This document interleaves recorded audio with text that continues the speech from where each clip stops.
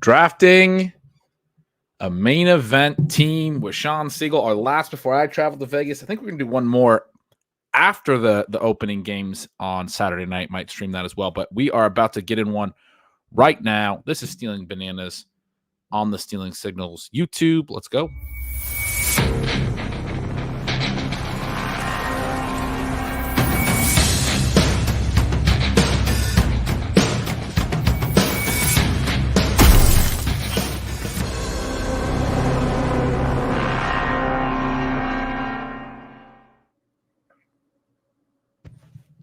We got the 102, Shawn. I don't even know what I prefer here. I think McCaffrey does go 101. I do not have a McCaffrey main event team. We got the 101 on one of my ship chasing teams and did Lamb. Got Bijan teams, got Breeze teams with you. I don't know if we've done a Lamb together. This is entirely up to what you're feeling for this build. I could go any direction. Well, I was thinking that we would go Lamb because we've got some Breece Hall, but I was going to propose sort of an aggressive, creative pick at the 2-3 turn. Well, a couple of them, but then I noticed that we actually have one of the guys I was going to recommend on a previous main event. But the other element is that the Breece Hall teams we have are Fantasy Pros teams, not main events. And I know how you feel about him. I also know how our draft went last night. So this to me is a pure coin flip. Are you feeling 51-49 either direction? I'm feeling Lamb, I think, right now on this particular moment. If it's a pure coin flip for you, I don't necessarily know who the aggressive picks you're talking about might be, but I'm intrigued, and I certainly don't mind multiple shares and mains of individual players. I think Breece would have been a really fun one. You're saying we don't have a main of. We also did one late last night. We didn't stream that one for a couple reasons. My kid's first day of school today. I was going to need to be able to pop off during the stream and say goodnight and do some stuff, or during the draft, which I did. We got the 106, and Tyreek Hill fell there, so we have a main event with Tyreek Hill. We have a main event, which is very exciting. It's a very good team. We have a main event team with Bijan, which is an exciting team. We don't have a Lamb together either. And we have Breece only in the Fantasy Pros, you were saying? Yeah, we got a couple of him. And so we've got a couple of shots in that tournament. I always like to dream on winning both, which would probably require drafting a somewhat similar roster, maybe very, very similar. But there are some fun things you can do with Lamb. My only thought, and this is going to, again, just seem like absolute blasphemy, but yesterday, when we selected Tyreek Hill, which was the absolute slam dunk choice from the 106, we did run into a situation where the wide receiver group was so overpowered that, we were regretting that we hadn't slipped one of our favorite running backs in at a certain point. We may get to that as we kind of go through some of the tactical decisions we have in. I forgot about that this morning, and I've been doing the kid stuff this morning because we did this just last night. But I've had kind of a long, whatever it was, 12 hours since then, Shawn, with different stuff. Now that you're saying that, I wish we would have went Breece. You could have steered us that way. We did wind up, as Shawn said, with a team that has truly fantastic receivers, and we do think some of the receiver values are interesting right now. I don't, I hesitate to name all the team that we built last night because some of those players might wind up being good values again today. But we'll talk about it, I think, later on in the stream as we go through, and as those guys go off, we can talk a little bit about our team last night as well. For those of you interested, got a couple of people in the chat. Cheers from 30K feet. See you in the trenches. We got on a plane to Vegas for live drafts. Watching you boys on Delta Wi-Fi.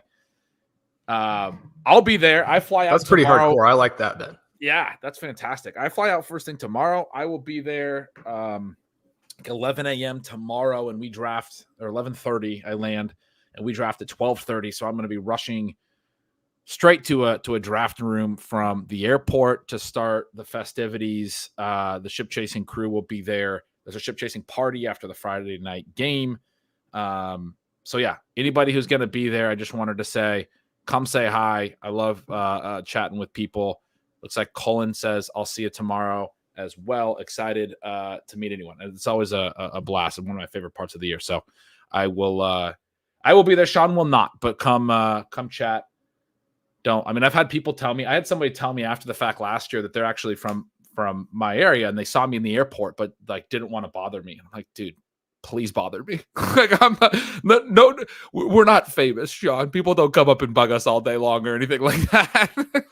You would really enjoy the celebrity treatment. I would be the coolest thing. I'd be like, I'm the most important. No, I mean, not for that reason, but because I like to, meet people that are like-minded thinkers and chat and like being social. So certainly don't ever worry about bothering me if you ever see me somewhere. Just a random PSA because I'm not inundated with those types of things. It's nowhere near there.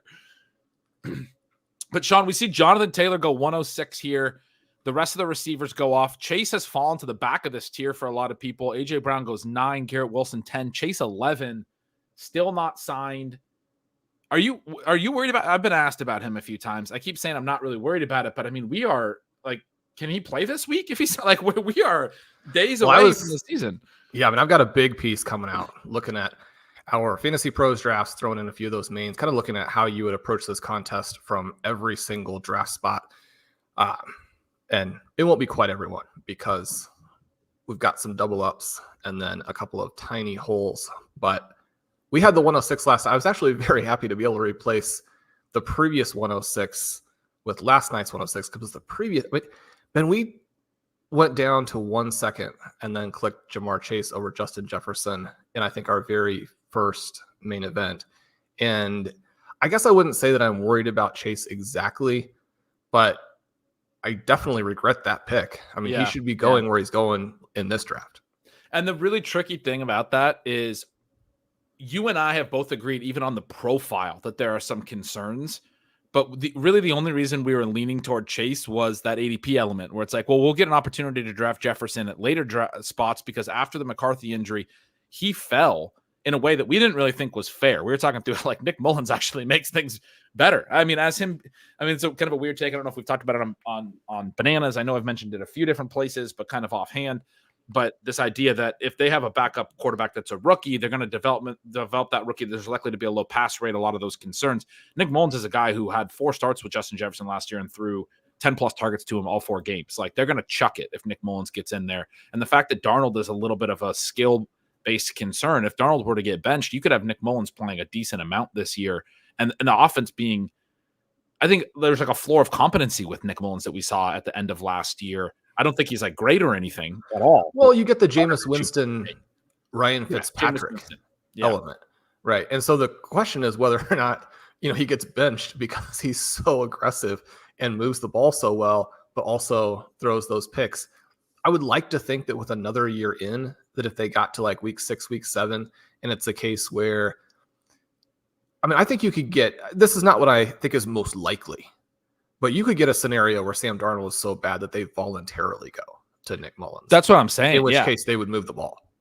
Yeah, and I think the fact that, Darnold being that bad in those scenarios, I think has been a concern for some people. And those scenarios leading you to Mullins instead of McCarthy is a meaningful difference. And it's just interesting. We thought Jefferson was falling for the wrong reasons. We both had him ranked higher, and we sat there and basically debated, should we trust ADP or trust our own ranks? And at the very last second, as you said, we went, okay, we'll go Chase because we'll have other opportunities to have Jefferson. You kind of like to balance out the builds. And now now Chase is not signed, which is something that is really hard to see happening. And I think if he would have signed, he'd still be going, 106 basically, or potentially even in the top 5 in a lot of these leagues. But the fact that he still has not signed. Yeah, you ask if I'm concerned. This is a different situation than some of these other ones where I do think the team actually has to draw the line. And he's going to have to come back. Maybe not. You hear that they're working on some type of solution. It sets a very bad precedent for all of their other contract situations. Now, Chase is such a unique talent that very few other players are going to have anything like that leverage.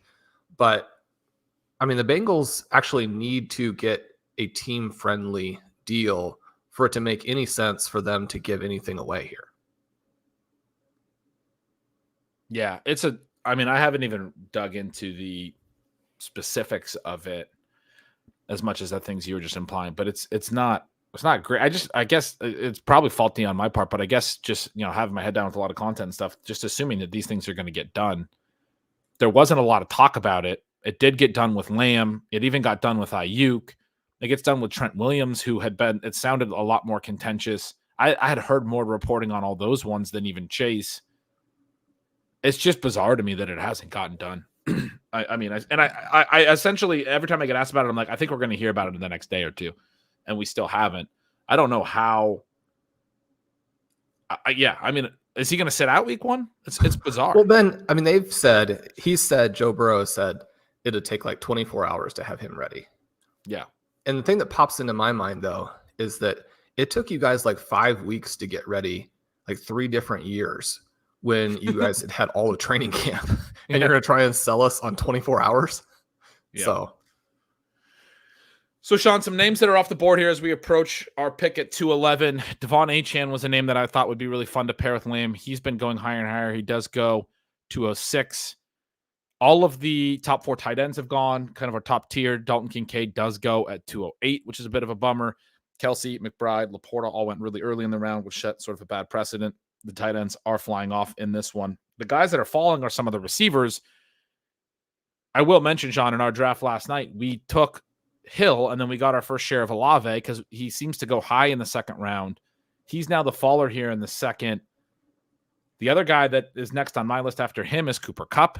We got him in the third last night. So our build last night started Tyreek, Olave, Kupp. We have Lamb here and are looking at Olave, Kupp, Nico, several other options, and I'm open to any of them. Oh, I see the name you have in the queue now. Let's just take him, and we'll figure out the other one on the way back because that's the guy we really wanted to get some exposure to. I think he pairs really well with Lamb, too. You want to get some Malik Neighbors here? Yeah. So we'll go down to Malik Neighbors. That actually makes great sense. I went to the queue after saying all of that. We're going ahead of Olave and Kupp because we Sean now have multiple shares of Kupp in the main together. And I don't know if we've got Neighbors yet. And so Kupp goes at the turn. Olave does swing around. Nico's there. You go down to like Debo and Waddle and those guys.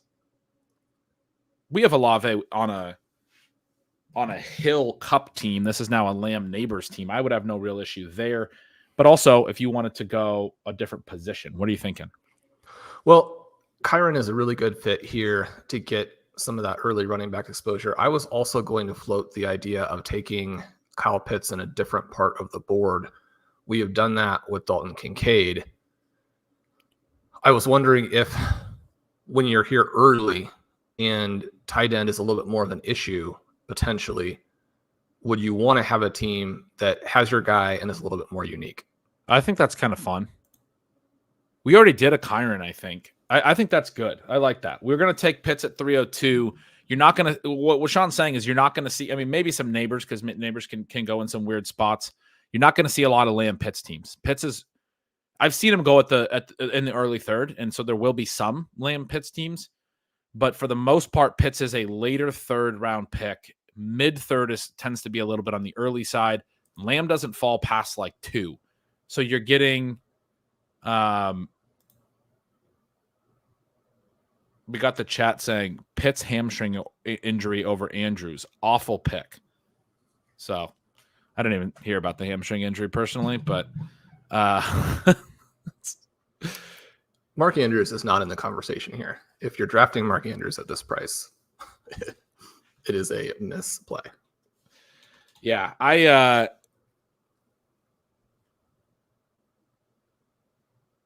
mean, the chat is being weird right now. I'm just going to move on from that. We'll just not pay attention there. They're struggling right now.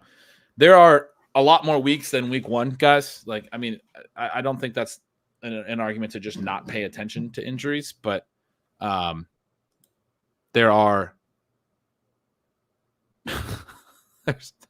there's a lack of certainty with this stuff. But Pitts with Lamb is a unique one. Andrews and Lamb teams will be very plentiful. He goes at the 2-3 turn often. So one of the things Sean was talking about there is if Pitts does wind up being a really key piece this year. The other thing we saw in a recent report is that they've talked – there hasn't been great reporting out of Atlanta, but that we saw a report the other day that Josh Norris retweeted that they were using Pitts a lot on more short and intermediate targets throughout camp, which is something that, again, had not really been covered until recently. I talked about on some pods. I went on the Athletic show with Robert Mays earlier in July, and that was something that he talked about as a potential fit for Pitts, running some of the sort of Puka Nacua routes in the Rams offense. And so that report for me was certainly some confirmation bias on the short intermediate stuff being something they were doing and him looking good. You immediately got some replies on that, Shawn, that were like, that report also said that he sucks. And it was from Roto World, and there was a little bit of, editorializing on it as well, just saying that, Kirk Cousins had said earlier this summer that he needed to learn how to catch or whatever, which was just not, that's not exactly what Cousins said. Cousins had talked, we talked about that. Yeah. There was something about how he talked about needing to, catch the ball away from his body a little bit, which is, you can simplify that however you want. But the other part of the report from the other day was that he looked like the best pass catcher or something like that, other than the fact that he wasn't as physical at the catch point was part of the point. And somebody, the report said something about that was in contrast to London, who apparently does look physical in those ways.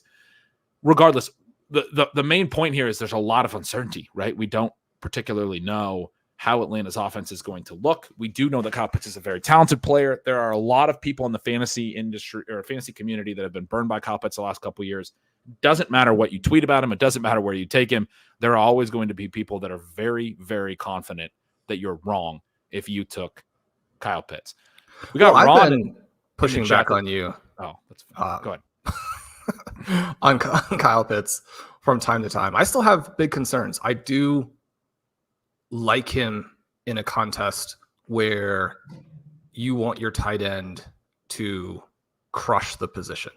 And Pitts, even more than Trey McBride, even more potentially than Dalton Kincaid. The three guys that are set up to crush the position are Trey McBride, Dalton Kincaid, and Kyle Pitts. Right. If you're paying attention to the full season stuff, if you're paying attention to where these guys are in their careers, if you're doing the long view, if you're thinking holistically, we've talked about that a lot on the show. We got the live stream going. We got some people in the chat that clearly aren't active listeners and don't understand our process, and that's going to be fine. That's all right. But yeah, I would just encourage you guys to understand that we play maybe a little bit different than you might. We are at the 3-4 turn here. Andrews falls all the way back to 3-10 to the McBride drafter. That's a Garrett Wilson McBride Andrews start. That's pretty interesting. I was mentioning that Ron, I thought you were going to say this was in the main, Ron. Our guy, Ron Stewart here, said, what if I told you I have a Tyreek Kincaid, Cup, Pitts, Kittle start in Fantasy Pros? He got Pitts in the 4th. Shawn, we nearly got Pitts in the 4th. Jacob Sanderson and I got Pitts in the 4th in a main over the weekend that is also on the channel. You do see him sometimes slide to the middle of the 4th, for sure. This was an aggressive pick in that regard. He does slide more in Fantasy Pros. I have the ADP up just for mains for the last several days. Quite a few leagues in there. He goes at the 312. One of the things I think that you were looking at, and this is something that we, again, have worked through because we have these drafts also built out from back to front, right? So you're thinking round 10, working backward, who are you going to get? When you think about what you're giving up at receiver, I really like Chris Olave. I think that he has a chance to be, a tournament winner. But when you think about what you're giving up at the position when wide receivers are valued so incorrectly in 2024, there are a lot of things you can do, including the start out of the 101 here. That's Christian McCaffrey, Travis Etienne. I think that, depending on how things work, could end up being an absolutely fantastic start. Anytime you have McCaffrey, it's going to be a pretty good start. But then you add Etienne and Cup. you're set up now to, dominate quite a few of the positions. So I will say on the hamstring injury, Shawn, and because this is probably going to become bigger news, this report literally released in the last hour. I mentioned this at the top of the show, I believe, but it was the first day of school for my little girls today. I just got back and fired up this stream. This is something that Shawn and I probably just have not seen the report, but there's some of these headlines are saying that he might miss week 1. Like, yeah, I mean, that kind of stuff. It looks like this is just a continuation of the situation that he's been dealing with. Yeah, I mean, Moore said just trying to be transparent about all that stuff. It really hasn't affected him too much. He's been dealing with a hamstring injury, but it doesn't sound overly concerning heading into Sunday's opener. But I am seeing some headlines that are saying he might miss the first game of the year. And so it's all very, I'm just saying that it's fluid. And, this all just came out in the last, I had that in the wrong window. This all just came out in the last, Rich is saying that too. Coach says he's okay. This all just came out in the last hour and a half, whatever. We kind of looking it up as we go here. Still don't think it's an awful pick. I mean, unless he's out for week 1, you can start to make that problem. You can start to say that, yeah, maybe we shouldn't have gone there. But another thing was somebody was saying we have the sickness here. We're so high on Pitts. Again, we've done several main event teams. I just mentioned that we just took Olave last night on a team, and you were talking about why we really like him, Shawn. We think the tight end position is a really important key. And at the early pick, when Kincaid doesn't come back, it's Pitts or Andrews. You're not getting Kittle back to you. There's other tight ends that we do like, but in this tight end premium format, you want access to real tight end ceiling. You have to make picks at a certain point, and we don't have Pitts in a main yet. I wouldn't say we have the sickness. I'd say that we were welcome to be a little bit more aggressive on a structural thing that made a lot of sense for the build. Or open to it, I should say. Shawn, your guy, who I'm not even particularly high on, is just an absolute smash at this point. The only guy I have ranked ahead of him at wide receiver, even in his tier, tends to go significantly later, and we've gotten a lot of shares of him. Active listeners will know exactly what I'm talking about. We got to take Javonte Smith here. I'm authorizing you to draft the guy that you love. And if somehow it doesn't work out in week 1, we'll have plenty of firepower to not even have to play him. The bigger question now becomes, do we draft another injured tight end ahead of ADP and have a 2-round conversation with the chat about how to play fantasy football? Or, okay, James Cook goes. He was going to be one of the names I was going to mention. And Ferguson goes. So the or is, do we take another Stephon Diggs share, who's the guy that, and we could even bypass him intentionally here. Well, actually, no, Higgins went. I missed that. I was going to say for a T. Higgins. I don't think we would go Tank Dell directly over Diggs, say Flowers. You're starting to get into questionable stuff. What do you think? Is it Bowers? I think we should do it. We're going 0 RB again. I don't see a running back worth taking at this cost. Bowers ADP suggests there's some possibility he comes all the way back. Yeah, you don't want to take a guy with a foot problem. I mean, that's what you stand on. Yeah. So that is an issue. What do you want to? So we go ahead and take Diggs there. I would have been very comfortable either way there. I was trying to talk through it a little bit. Diggs, I feel like he's our 5th round pick in every main, and you don't really love that because there are other good picks, and you don't want to be boxed out of having exposure to other good picks. But do you want to be boxed out of having 6 teams in the top 15? Yeah, the issue is he's a 3rd round pick going in the 5th round. So if you have that opinion, then you wind up taking him in a lot of leagues.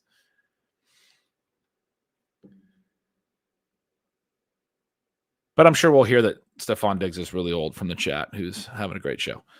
Michael Pittman goes the next pick. I think we've got a lot of the folks who have set all of the inaccurate ADPs. They're hanging out. They're watching along.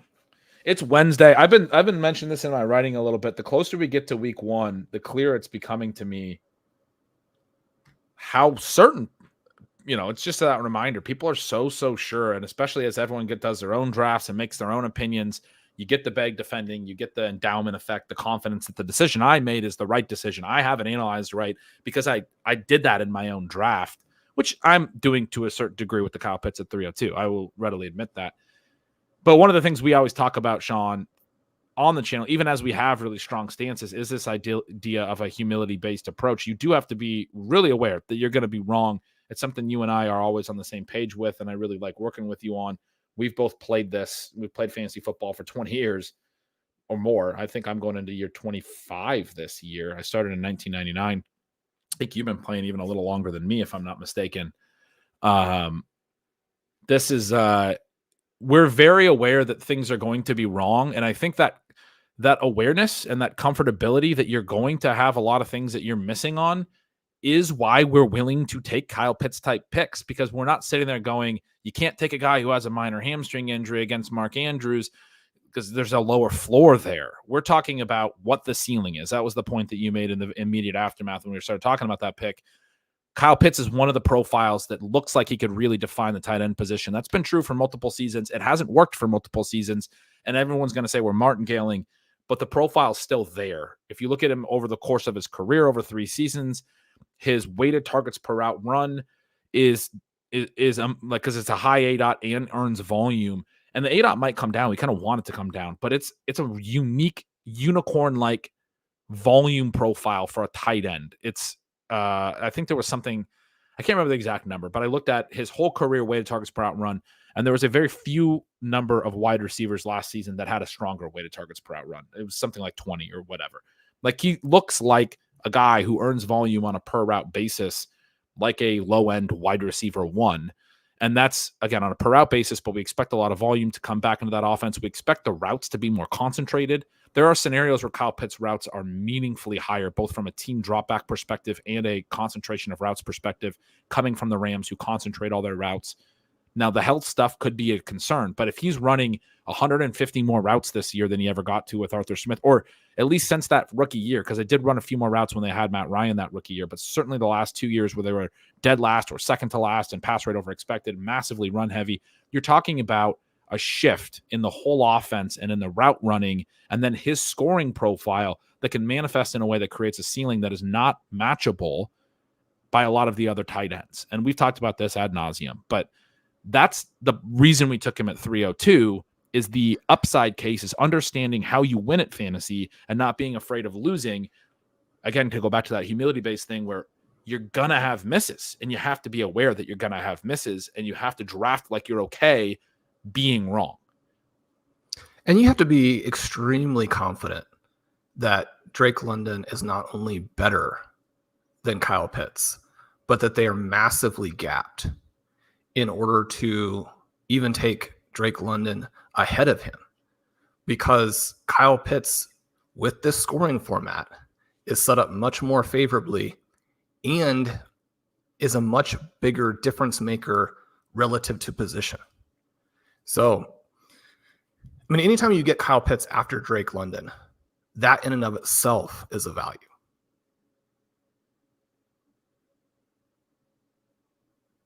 Yeah, it's tight end premium. And I do think London's probably at this point the better bet to outproduce him. But, like, how confident can you be that that's going to be the case in the sprint in weeks 15 to 17, right? Like, there are health-related issues to that. We're talking about Pitts having a hamstring now. I mean, what if London picked up a hamstring in season? I mean, there's a lot of things that can happen. I'm just, we often use that phrase, the NFL seasons are chaos, Shawn. Like, the NFL seasons truly are very chaotic, and opinions change. The certainty with which you guys are confident that Pitts can't go at 3-2 and should be going way later because of a minor hamstring report in practice is the evidence that, like, ADP's, like, open up your mind a little bit. It's a construct. you're like, it's the values can change so drastically, But at any given time, people are so confident that things have to be a certain way, and they always anchor to the ADP. Well, Pitts was going like in the middle or late third, and now he has a hamstring injury. He definitely has to go in the fourth now. You're wrong. It's awful with a ton of W's if you take him at 302. Not any of the reasons that I just explained why Kyle Pitts could be a unique upside case at tight end if he does hit. And if he does, and we have one of the few teams that pairs him with Lamb, and Lamb goes and has the legendary season as a wide receiver, which that's what we bet on when we took him 102 over Breece Hall, that CeeDee Lamb's going to be so meaningfully dominant as a wide receiver that he's better than those running back picks and all the other wide receivers. And so if he's that, and Pitts has that tight end season, and there's only a very small percentage of Pitts drafted teams that have it stacked with Lamb, which is the big reason we did take him at 302, was to get a little bit of a unique element. You're talking about something that is massively valuable and powerful in a contest that is extremely top heavy. $1 million to first. If these guys are the wide receiver one and the tight end one in the sprint, and we're there, and we're one of the only teams that has both of them. The other thing is people just don't understand what it costs you to accomplish certain things, and are misunderstanding, again, the costs and the idea that you're building a team. You're not trying to get ADP value. I think that's been the biggest failure of the 2024 season, is that people have lost the ability to draft based on the quality of players and the team necessity, as opposed to simply trying to figure out how they can get certain types of values onto their team that don't accomplish anything for them. And I mean, that's the biggest thing that people are going to have to reckon with when the season's over. I love index of suspicion here in the chat. I don't know if this is sort of during one of my rants just now, but he goes, organized chaos. ADP is the spoon. There is no spoon. So I start saying ADP is just a construct. I loved that pattern of comments there. Yeah, our buddy Racif is kind of joking here. Huge difference from the 302 and 310. No 310 has ever outperformed the 302 in a 3-week span. We've never seen that happen. Obviously, a sarcastic comment to your point. Again, what are you sacrificing? And we did sacrifice an Olave, Sharon. I think we really like Olave. If we hadn't drafted him last night, probably would have just taken Olave there and tried to make this a different type of team. But it is one that, we are trying to do some different things in different builds. Again, this goes back to the humility-based drafting thing. We're like, we could be wrong on Olave. We could be wrong on anybody. Like, we took Neighbors because we haven't drafted him together yet, Sean. We took Pitts because we haven't drafted him together yet. We tried to get him last night in round 4. We passed on him in round 3. He did not come back to us in round 4. We were explicitly thinking he might slide to us in 4 in that draft. He went a couple picks ahead of us. And we did wind up kind of looking back on it like we have so much wide receiver firepower that if we went Pitts in 3 and Kenneth Walker in 4, which we would have had the opportunity to do, we had to pass on Walker in 4 for Kittle on that build. It's a really strong team still, but it's a one tight end team with Kittle early that could have went, instead of Kupp, Kittle in 3-4, Pitts, Walker in 3-4, and it got adequate receiver that it didn't really need. Kupp, we got some great values later that we'll talk about, but it got adequate receiver depth that we did we really like the team still. You and I at the end felt really great about this wide receiver depth. You were talking through the scenarios where this could be something that really plays up for us, is that extreme wide receiver depth that we have. If we're right on Kittle, and we still got Javonte Williams at a good price as our RB1. If he's right, Jordan Love's our QB on that build. If we get those things all right, then the wide receiver depth is going to be something that supercharges it. But we were just sort of saying, if we had gone that other route with the Pitts and Walker 3-4 turn, that we would have really liked that build the way that it would have played out with the receiver value that we got anyway, even without Kupp on that team. And so that was something we were thinking through. Brock Bowers goes here. I was kind of trying to filibuster to see if Bowers would fall to us, but he didn't. I mean, sometimes you get saved from yourself. There are 2 other really strong picks right at this juncture that fit this team that we want to make. But I mean, Ben, if you can start the season with 2 injured absolute superstars, then you're starting the season with 2 holes in your roster.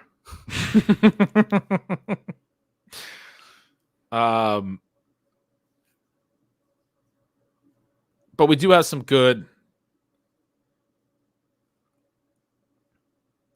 I'm checking out the ADP. Lamar just went, so Stroud goes. We don't have to worry about taking him either. We just got saved from both a Brock Bowers and a potential Stroud pick. We probably weren't going to take Stroud because we take him stacked everywhere, but we do have Diggs. I think I've the top name Stroud like late in 8, and so yeah, my Stroud share is too high, but it's also at crazy prices. Yeah, I think the top name in the queue is a name that we have missed several times, and we really want to get, and have. It's been a little frustrating, but Jackson Smith-Njigba falls right where we want him to. He's been rising and getting to the 6-7 turn, so we've not been able to get him to fall back in the 7th. We talked about taking him in the 6th last night, and because he probably wouldn't come back, but we got Xavier Worthy in the 6th. So it's a question of, okay, we'll just get another Worthy share because, he goes 601 in this one, Worthy. But JSN at the 6-7 turn is about his price now. It would have been one of the things that I would have hoped for when we got the 102 was to get JSN at this 6-7 turn. We do make that happen. It swings back around to a Shawn, and it looks like, based on the queue, you're thinking it's time for our RB1 again. Is that what you're thinking? Yeah, future 106, 2025. Is that where we ranked him?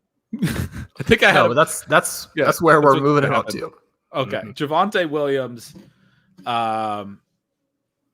is a guy that made it onto the 0 RB watch list. A guy that I feel like trying to talk every one of my co-managers onto all summer, and people have been joking about that in the chat. I think some of our chat members who have watched some of the ship chasing streams, some of the other streams that I've done on the Stealing Signals channel here, would know that the chat is sometimes joking that I'm always wanting to get people on Javonte.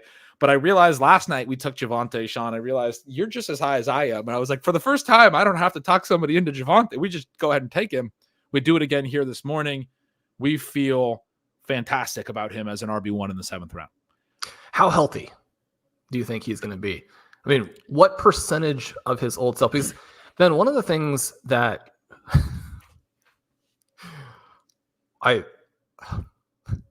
was about to say, I don't think people realize, which is a rhetorical flourish that one probably wants to avoid. Javonte Williams, better collegiate profile than Bijan Robinson. If you look at the last 5 or 6 years, no one has an evasion. Before you go into this, can I just have a moment to say it's week 1 tomorrow. I get to do this with you all off season, 4 years. The listeners get to listen to your takes. Can I just say how much I enjoy doing? You make this so fun. So please explain that take. We got to have fun with it. Javonte Williams, evasion rates absolutely off the charts in his final year there in college. Just insane, right? Even the other great seasons, like a Bijan Robinson, for example, come nowhere close. He was also a guy that, despite not really profiling with the long speed, had a great breakaway rate. Dave Caban's work on the breakaway rush score had him with great numbers. He's someone then who the first couple of years with Denver, that rookie season, and then he had the abbreviated season. Again, the evasion numbers at the top of the NFL. One of the things that I keep coming back to for guys like Javonte Williams and Jerry Jeudy is that they have been covered up to an extent, or at least the evidence makes it look this way. I think that you have to have some questions because, like Breece Hall, right, last season, people think that Dalvin Cook is washed because he didn't do particularly well behind a Jets atrocious offensive line with atrocious coordinating and atrocious quarterback play. And you're like, yeah, he's older, even though he had massive numbers the previous season, his peripherals are dropping. I talked about Cook within the context of, being really very similar to Josh Jacobs and Ezekiel Elliott. We have different takes on players based on what their ADP is. We ignore the evidence on guys where they're clear starters. working back around to what my original point was before the digression, is that if you are Breece Hall, you're like, I am a transcendent superstar who can still make that work. Javonte Williams wasn't able to do it really in Denver, despite the great peripherals. Jerry Jeudy wasn't able to do it, but it's pretty mind-boggling, really. And we want to make the same types of adjustments for these former Denver players, either former player in Jeudy or current player coming back from weird situation in Javonte Williams, when you account for just how bad their offense and their quarterback play was. So with Williams, it's this question of how much better is he now that he is another year removed from the injury, because he did not play well last year.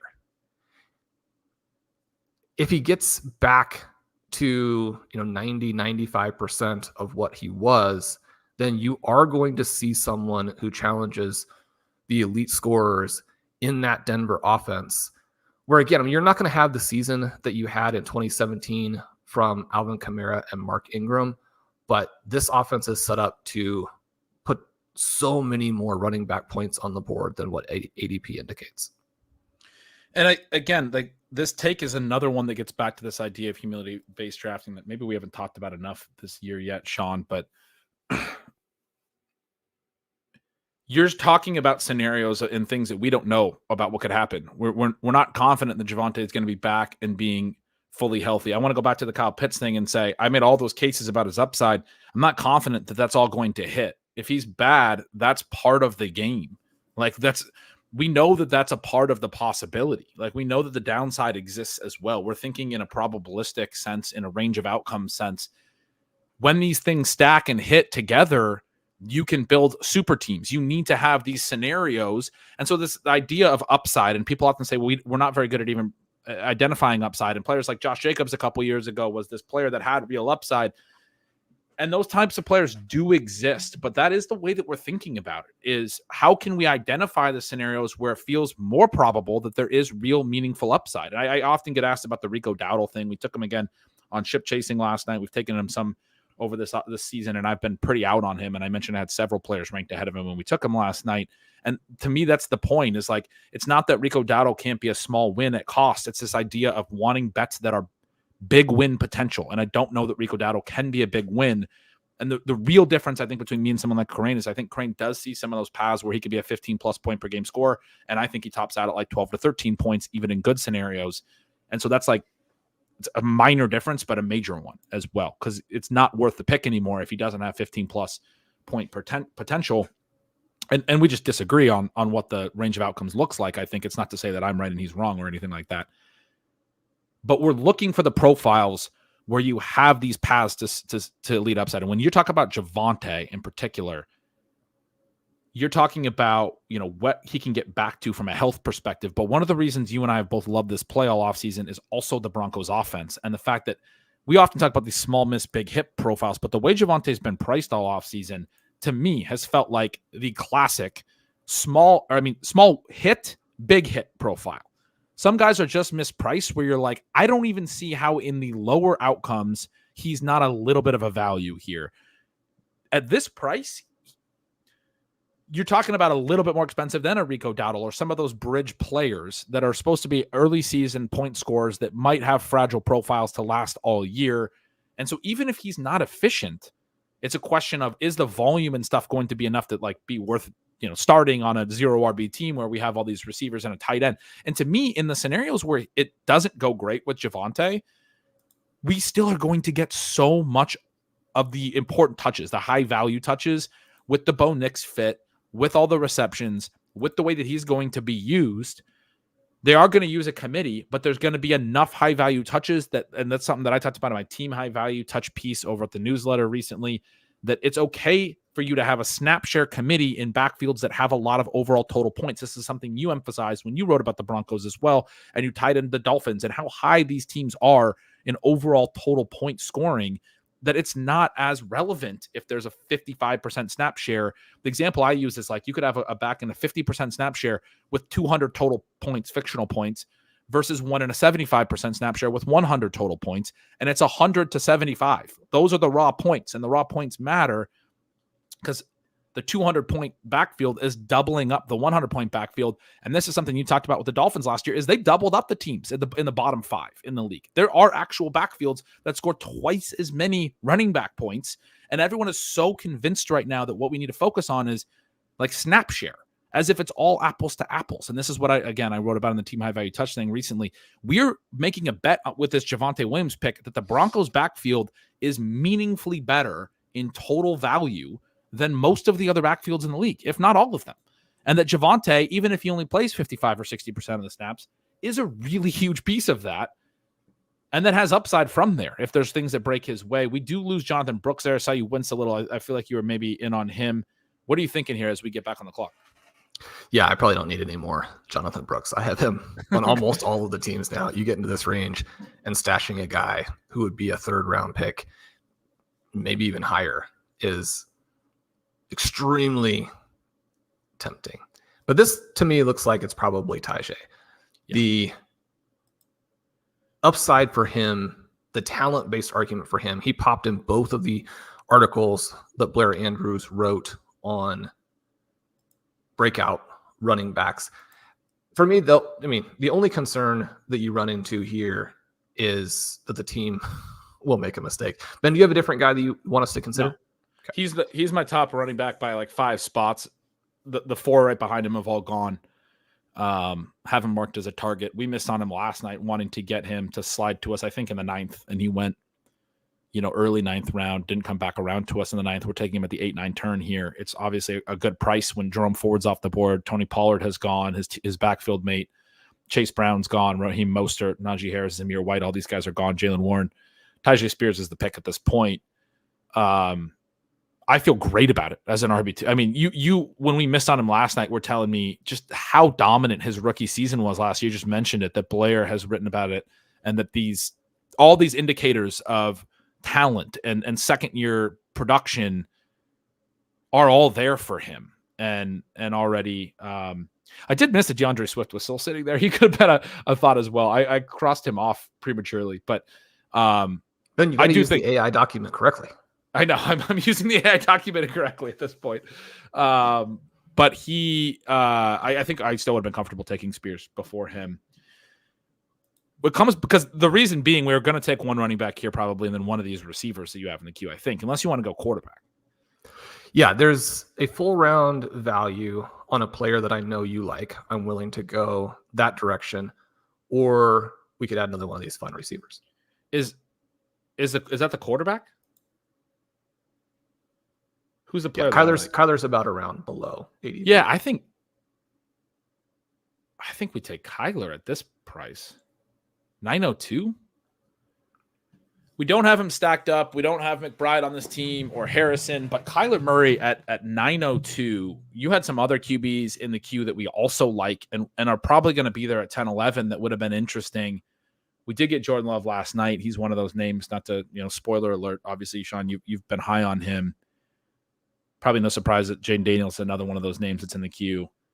But Kyler at 902 to me feels fairly unique to this build when we have 5 really strong receivers that we like.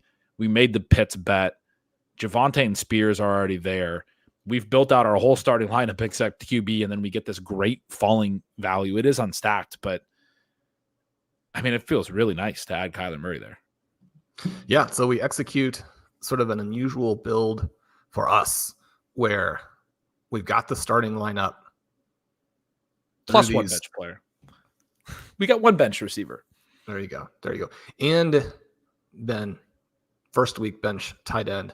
We'll come back and land a 25-point score there somewhere later. The first week bench tight end. We're not going to be able to start our guy.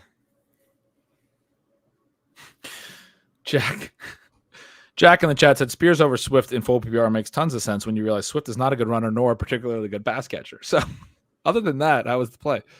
Mrs. Lincoln. I mean, I think there's a little bit of rebound potential for DeAndre Swift this year. I have kept him ranked somewhat favorably. I do think that offense is going to be very nice for overall scoring. And I think he'll have some room to run as a result, and that his high value touches should increase on both sides. He should be able to catch more passes than last year. He did get a decent number of goal line runs, and then that's the part of it that, like, through the offseason, I got a little less excited about him, is remembering how he did get goal line runs. It would just go down at the one every time, and how poor he was at absorbing contact last year, which he did stay healthy, and maybe that was intentional, but he more or less like refused to try to break tackles, that's tough for the touchdowns in fantasy. I think you have to be willing to continue to evaluate players. And I say that for myself from the perspective of really having liked DeAndre Swift and felt like he wasn't being given credit for some of the things that he does well. People tend to think about yards before contact as purely a scheme situation or an offensive line situation. We've done a lot of work at RotoViz to show that's definitely not the case. And Swift has been one of those guys that, because of athleticism, potentially because of vision, what have you, is and has been uniquely gifted at getting those yards before he's contacted, which is important for him because, like you mentioned, he is not someone who's particularly feisty when he's touched. But he was not good last season. And now you move into this situation where it's interesting how different people will watch or will take in the evidence from a preseason performances and get more or less nervous about different players. Obviously, in that Bears offense, you have Keenan Allen with an ADP that's absolutely collapsing. You have Cole Kmet with an ADP that's absolutely collapsing. And Swift has also become less trendy.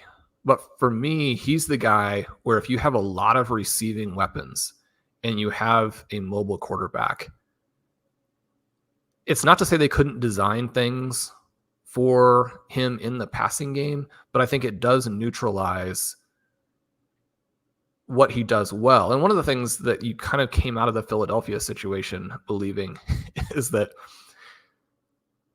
he can catch that dump off and run, but they were disappointed in some of the things he could actually do as a route runner. And so, then once you get back and the Bears want to promote that, it becomes a little bit trickier maybe to believe in. Again, from a pure athleticism and stylistic sort of flourishes perspective, I really like Swift, but he's one of the guys where he could actually lose a lot of the high value touches to his backups. You never know for sure what teams are doing. And I certainly felt that the Broncos were trying to advertise some of their guys for trades, and that did turn out to be the case. We found out that a lot of the things they did depth chart wise and usage wise in the preseason were not indications of what they would do in the regular season. Can be wrong on that stuff all the time. It seemed like the biggest argument in favor of DeAndre Swift kind of maintaining a price in this range was that the Bears might also be doing that with Herbert. There's still a possibility that he won't be on the team for the full season, just like there's that possibility with a Miles Sanders. But as they go into week one, I had a pretty decent amount of Swift in early best ball, but I have completely stopped drafting him. Yeah, I got some questions because early in the offseason, I had him marked as a target. And when I wrote up the Perfect Storm article in kind of a different way, I brought up the Bears backs and said that I liked taking all three of them, that this offense was going to be a lot better. And it wasn't. I thought all three of their prices collectively were very affordable. But then I got some questions, multiple questions later on when I released the redraft rankings in August about like when I had soured on Swift. And so I had a similar sort of journey with him where the more I thought through, really it is the ceiling. Somebody in the chat hit it that probably he's going to score okay. Chris here said, Swift scored fine in fantasy for his draft position. The upside seems limited. If you do go look at how he scored last year, even in the situation where he didn't have many high value touches, he was okay. And it was justifiable in this range. And then you can talk about where the usage could actually improve things for him.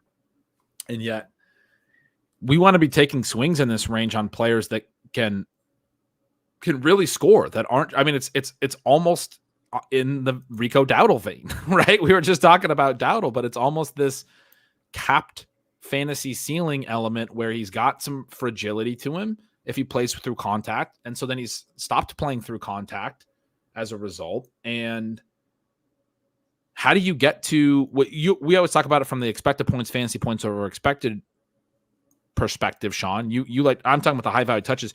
You talk about how the expected points need to be close to 20 expected points to reach like these legendary ceilings, right? That you want the double, 10 rushing expected points, 10 receiving, 20 total expected points. Plus you need to add, that's per game. Plus you need to add 4-ish points over expected that's you got to average 3, 4, 5 points over expected to be a superstar running back, because it's really hard to get your workload to 25 points per game. It's hard to get it to 20. Most backs are at around 15 we consider them good. And then it's like, okay, but then can they be efficient? Can they at least have, 4 to 5 points over expected per game? At least that would be a ton, but have enough to get up and push 20 points per game. Swift's the guy to me that's going to top out around 15 expected points per game in a good scenario. And then also isn't probably going to add the efficiency that we want to see on it, the points over expected that get him to the high teens in scoring on a weekly basis. It might even be, inefficient to it and be a guy who's not scoring as much as his expected points, which would be the idea that he's not, a good goal line runner because he's not taking contact. He's getting a lot of these close touches and not scoring on them. He's going to wind up showing as inefficient in the, fantasy expected points, fantasy point over expected models. So anyway, you're just trying to always think through these things, how they can pan out. Again, go back to the Javonte thing, and we think that the expected point for him could be very high. People are talking about Jaleel over McLaughlin in the chat. Again, we think the overall expected points for the Denver backfield is going to be so massive that Jaleel could also be very startable. And I've taken them both in the same team. I mean, I don't think that's... Well, you should have one of them on every single on every draft. Yeah. It's not an either or is the point that we're driving home there. And it can end up being either or, but if someone's telling you they know that right now, they're selling you something. The situation with Swift, you can argue it'd be a little bit unlucky, but over the last 6 weeks of last season, he scored just over 8 points per game. As you mentioned, the fantasy points over expected, he was at -2. That split isn't something where I'd be like, oh, well, he finished slow, so he's going to be bad this year. But when we think about, what he does for us, I don't know. I mean, I hope he bounces back. He's a very fun player. I'm rooting for that Chicago Bears team. That's the team that I think I have the most sort of anxiety about, because I really want those receivers to go off. I'm excited for Caleb Williams. There are a lot of questions with them. Expand. You suffered an in-draft injury? My shoulder's just been tight. I'm sleeping on it weird. I had tendonitis in my shoulder at one point from playing football, actually. And I did physical therapy years ago, and it actually got way better. And then it's like I'm getting the freaking tendonitis again. It's gotten worse again this summer. I think because I sleep on it weird. Anyway, I'm stretching myself for the audio listeners. I'm over here like moving my shoulder around, and Sean's like, "What are you doing?" Oh, a little bit tight this morning. We're West Coasters. It's still morning over here. Sean, we are on deck. Jaleel just went, which is nice because I didn't really want to have to make that decision. The other backfield that you love and I love is the direction that I think we should go. Although the guy in the turn has 5 running backs and no QB, and you also have an interesting potential QB2 swing in the queue that I would be open for if you wanted to go QB as well here. I mean, I feel like this is kind of a running, just to remind us that he's around. Yeah. I feel like this is mostly a running back turn is what I was going to say. I like that running back pick enough to just want to take it here. And then maybe if the QB goes, he goes. And then maybe we go another running back on the way back. What are you thinking? Do you prefer the QB here? No, and probably not at either pick. So let's take Jalen Wright. Yeah. We go ahead and grab a Miami back, another backfield that scored an absolute ton of points last year and could be so valuable that you just want to make sure you have a piece of them in every build. And even if your guy is only getting a part of that, you have a meaningful fantasy role. It's not about 75% snap share. If they're scoring twice as many points as the teams on the bottom that you're getting a 75% snap share of, I don't know if I explained that thought process well enough a little bit ago, but so we swing back around. Do you have a strong lean on where we go at running back? Because I have my when in doubt opinion. That's where we're at. But I'd be happy to go to like a Marshawn Lloyd or something if you wanted to. Or what? I mean, who do you want to take? You're completely out on him. So we'll save that. We'll see where it goes. I can take a guy that I'm completely out on at this stage. Who is it? Yeah, let's put him in the queue. Let's keep it going. No. Put him in the queue. Who is it? You just took Bucky. Who am I? I don't even know who I'm completely out on at this price that you would be in on.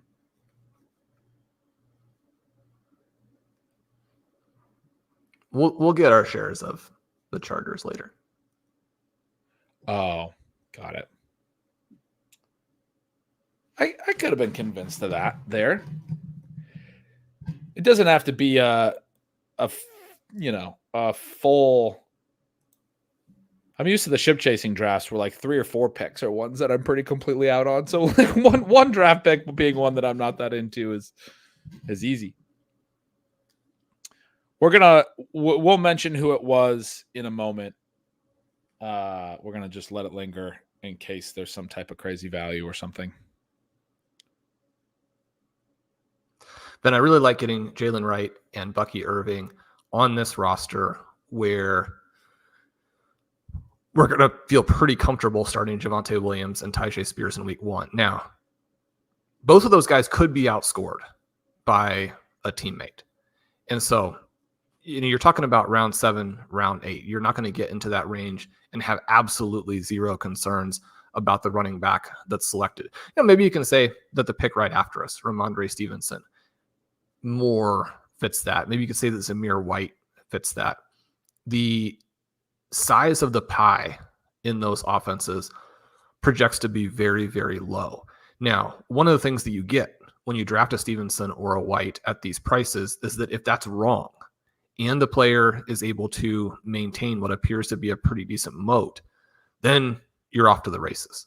So I think that you have some potential ways to really win with those picks as well. Certainly Stevenson, there are some reasons to believe that he could get back to what he was a couple of years ago. If you get Drake May into the offense relatively early in the season and he continues to flash the type of upside that he demonstrated in the preseason, if that offense ends up being better, then Stevenson is not a guy I've been selecting because he goes in a range where there are so many exciting players. You look at this particular draft and Jaden Reed goes a few picks after him. But I do like that pick at that price. But bringing it back to our guys, when we have Javonte Williams, when we have Tyjae Spears, I really like Wright and Irving. They're more contingency-based plays, but the swings are huge. If you get one of the Dolphins' backs injured, which both of these guys have really struggled to stay healthy, then suddenly you could have Wright in pretty much a pure committee. And he's the guy who brings both speed and a violent running style.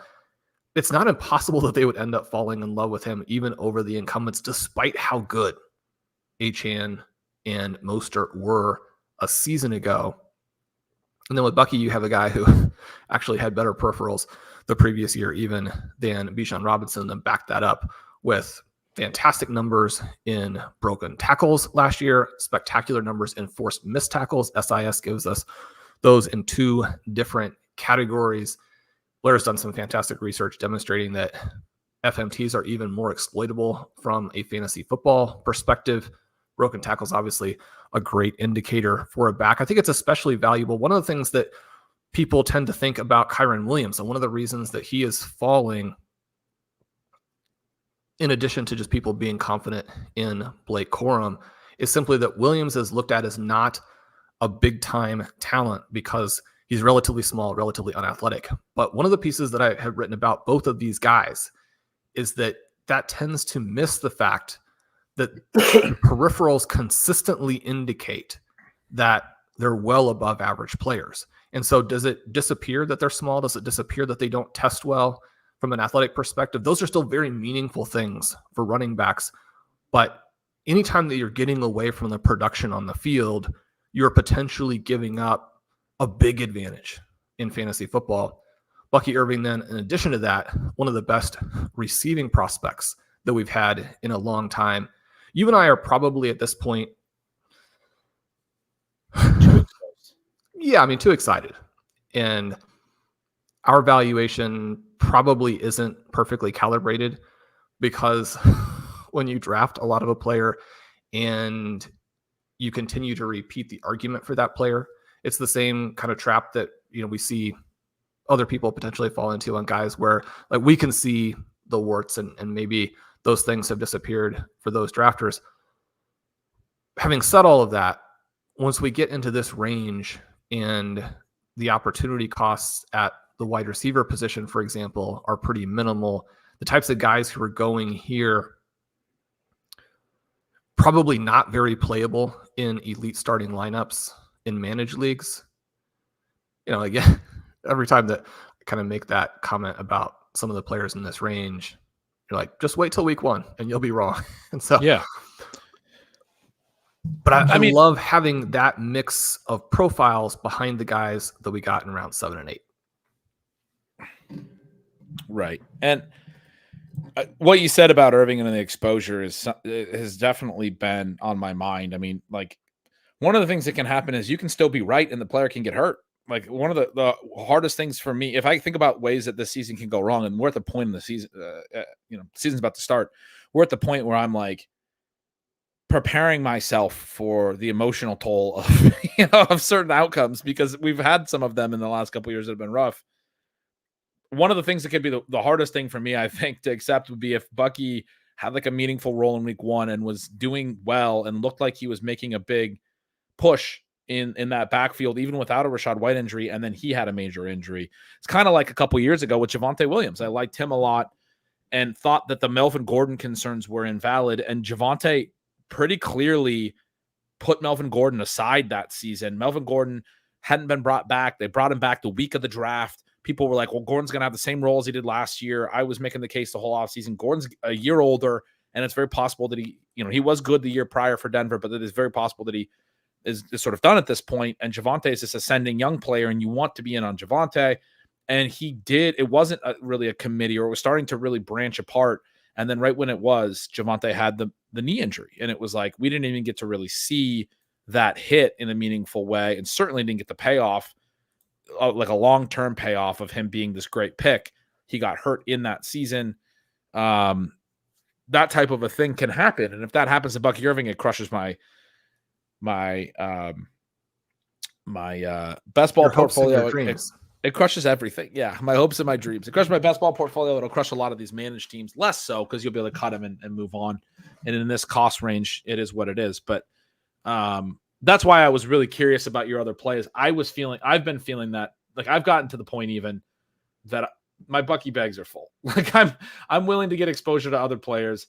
Now, the player I said that we would definitely mention, a couple people in chat understood it, was J.K. Dobbins. You sort of alluded to it, that it was a Chargers play. I'm a little concerned on the health side, more concerned than you, but I would have been open to it. I've kind of pushed us off of it in some other spots. I pushed us off it in our draft last night in the big payback, but that was in part because we already had Dowdle on that team, and I felt like we needed to be making higher swing picks. And even like Corain later on was saying he really liked that case that was made that, with Dowdle already on the roster, the point of drafting a Dowdle is so that you can take a lot of the rookie running backs. We do already have Javonte on this team. And I do kind of like getting the rookie running back swing there, but I would have been very open to Dobbins, just in I'm not certain that I'm going to be right about him kind of a way. Yeah. Anyway, we For pass me on if he too, does go. the element there with some of these injured guys is again a humility-based drafting element where number one, I don't think you have to have the guy to start the season, but with Dobbins, you're going to get to see pretty quickly whether or not that play works out. You can cut an 11th round pick. We tend to get, overly convinced that you're going to actually get huge contributions from these players. It's a bet kind of against both Gus Edwards and our other guy that we like there, but who I think could be someone we have to be pretty patient with. I think you can apply that same type of thought process to a Jonathan Brooks, to a Nick Chubb. Different injuries in different cases, different types of timelines, different recovery situations in terms of what percentage of the original player you're likely to get, even when the recovery is completely there. But the recovery on these players continues to get better year after year, month after month. And guys like Nick Chubb and J.K. Dobbins were hugely gapped from your normal running back from a talent perspective. You also have some extreme outliers potentially in terms of the way they attack the rehab and even just what their body is likely to do. I'm not saying I think that the medical prognostications are going to be wrong. I just want to be open-minded to taking potential values on players where there's an extremely wide range of outcomes. Then I was kind of hoping that Jerry G would make it back one more pick to us, but it does leave us with our running back swings that we like to take. Yeah, very straightforward, I think. I guess not the specific one, but with Judy off the board, to me, I'm not seeing any pick that makes a lot of sense. The quarterback we pushed last turn was Caleb Williams. He does not make it back. There's not really a quarterback that needs to be prioritized here, in my opinion, when we already have Kyler. I like Lawrence, but not that much. Who do you like? Who of the? Well, you've been sticking with Marshawn Lloyd, and he is the other back with really very sterling peripherals the last couple of years. Ben, I don't know what to make of him, in part because his teams didn't want to use him. Now he's got the injury. You have some, I think, reliability issues with Lloyd that could pop up, but this is a backfield that we want to target. It's an offense that hasn't necessarily created a lot of running back points, but could. And he's the guy who's electric, whereas the other two guys don't offer that. We get two very quick picks in Tyler Conklin and Ray Davis. I'm open maximizing the total number of players we get. We can probably take your other preferred selection here. Is that the direction you were leaning? Yeah, that's where I would lean, but I'm very open to passing on the guy that I take in every draft, similar to the J.K. Dobbins one last time, and taking the other back that you have in the queue, if that's something that you felt might help because of the... No, let's go with the swing for the eventual starter. I'm probably more conservative in terms of when I think it will happen, but I think it's got a great chance to happen, right? You have Kamani Vital there.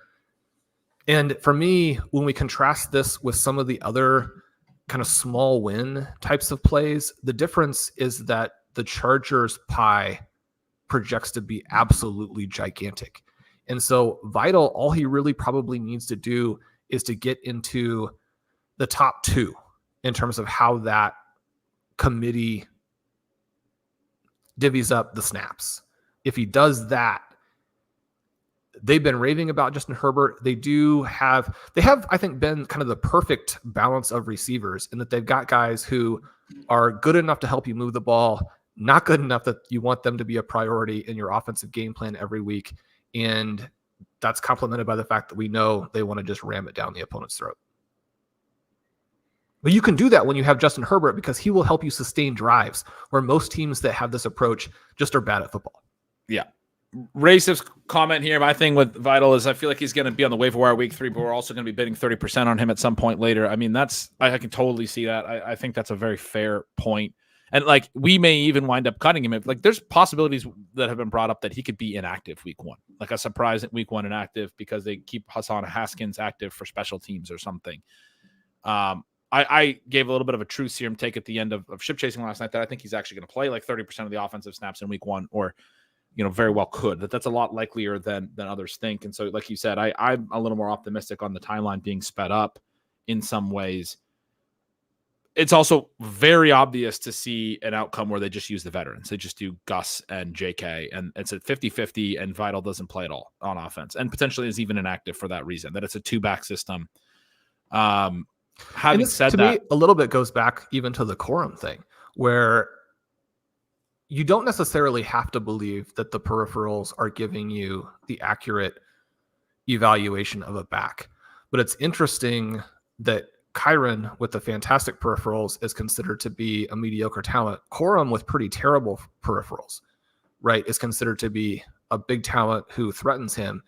Michigan has been successful with running backs that objectively didn't play particularly well and were the beneficiaries of an offensive line that was dominant and a game plan in full teammate surroundings that allowed them to put up big numbers.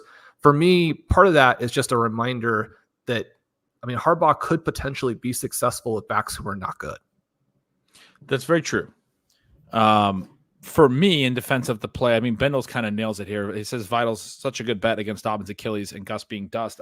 The reason I keep taking him at these costs and still really want to prioritize him every time is this, I've likened some of these situations to the Jalen Warren, Najee Harris thing last year, where at this time last year, there were a lot of people very, very confident that Mike Tomlin has always used a workhorse, and that Najee Harris is going to be a workhorse because he was a workhorse in 2022 and prior.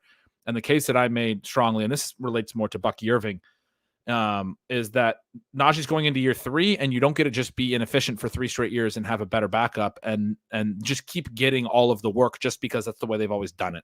That's too much backward thinking and not enough projecting forward, because it builds over time. The coaches are eventually going to say this isn't really working. Now, Najee was a little bit better last year in some of the metrics, and people want to defend him, and that's fine. But it was clear from week 1, they didn't have the plan to use him as a workhorse anymore. Jalen Warren was a 50% part of the backfield.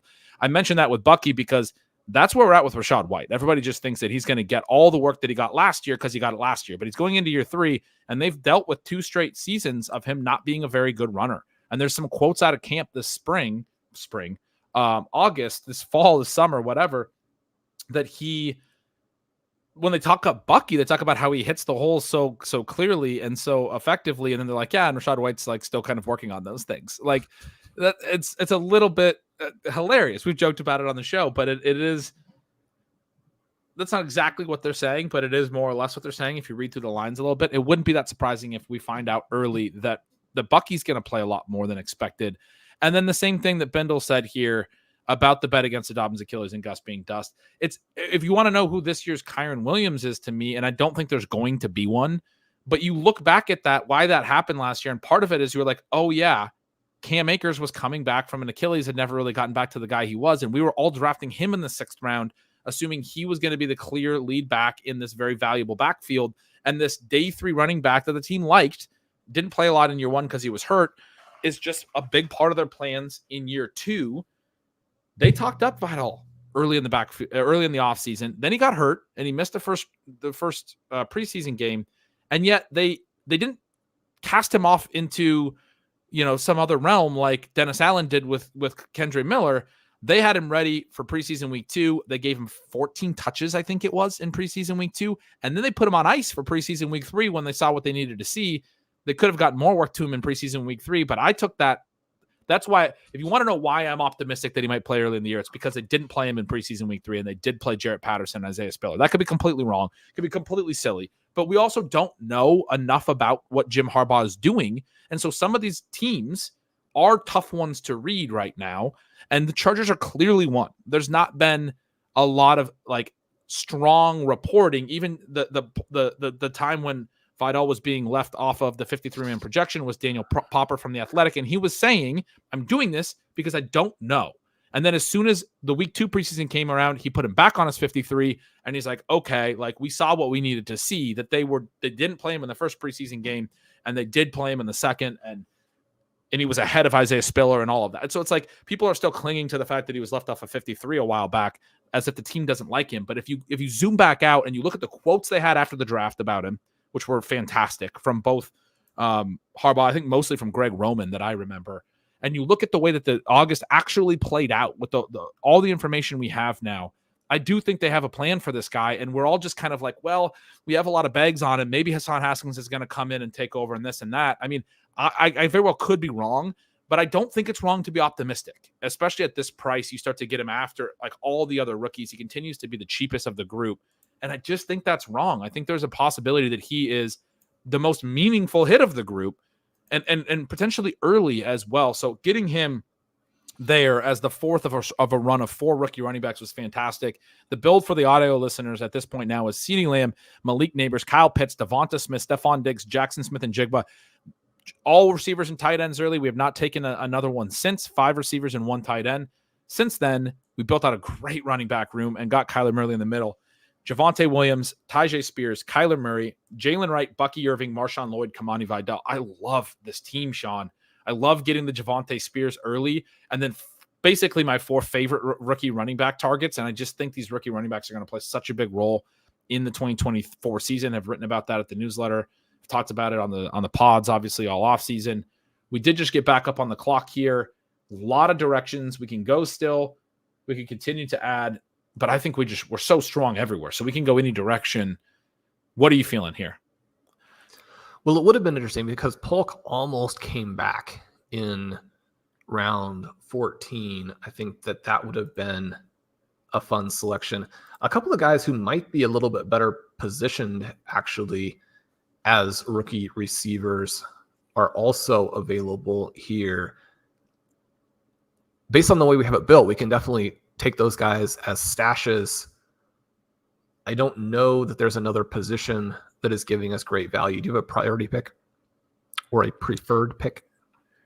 I don't. I think I want to take the guy you tell me that you're taking in every league. The Husky. Yeah. So we take Jalen McMillan there. Sean's been getting really into him. I haven't gotten as much of him, even though he's our roll the clip guy over at Ship Chasing. We have taken him at least once or twice, but he's a nice wide receiver 6 add, another rookie into this build.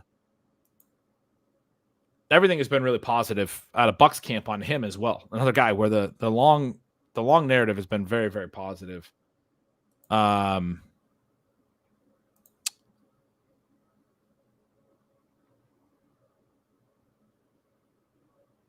Yeah, I mean, I'm open. Do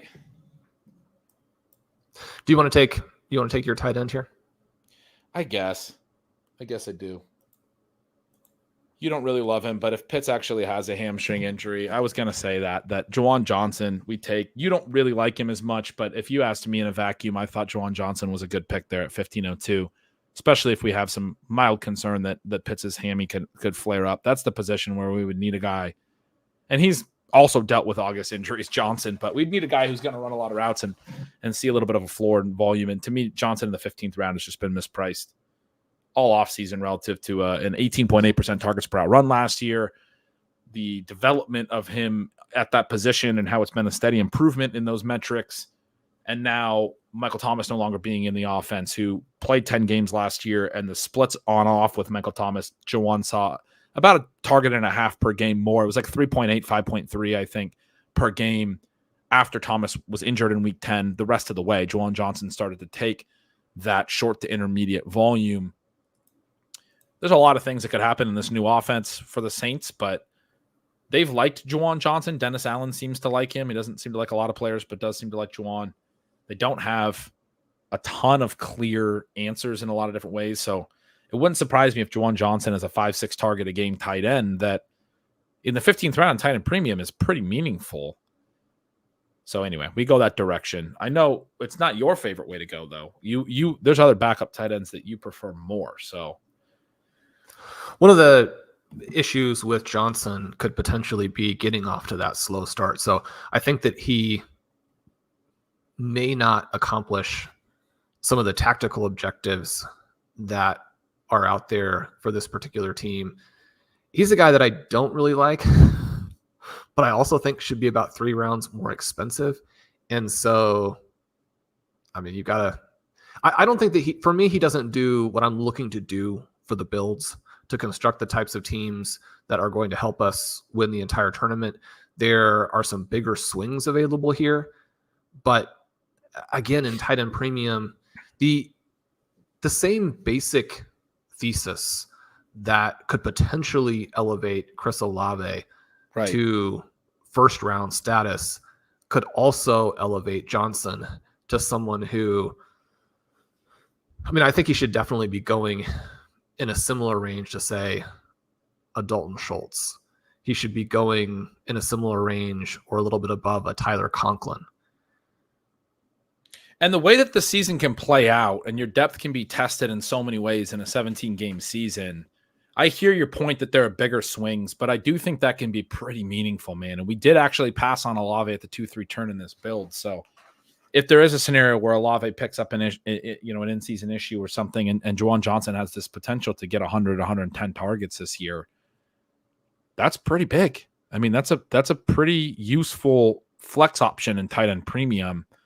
It'd be like Logan Thomas that year. And I had some late Logan Thomas in FFPC that year, and it was a helpful piece.